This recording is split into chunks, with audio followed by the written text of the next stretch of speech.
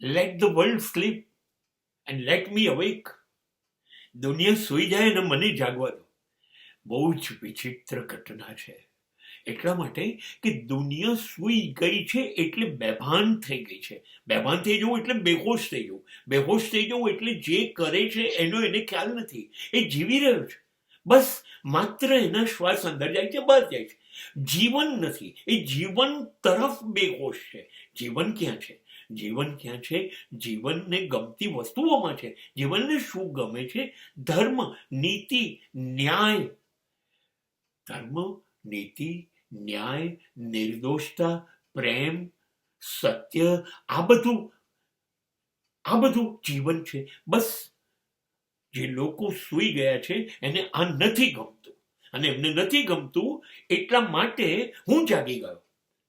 કેમ કે મને એ જ ગમે છે, જેમાં ધર્મ છે, નીતિ છે, ન્યાય છે, પ્રેમ છે, નિસ્વાર્થપણું છે.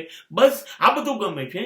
એટલે મારે દૂષણોથી જાગી જવું છે. ભલે દુનિયા સૂતી રહે, એને એમાં મજા કરવા દો. મારે જાગીને આ બધાથી દૂર નીકળી જવું છે.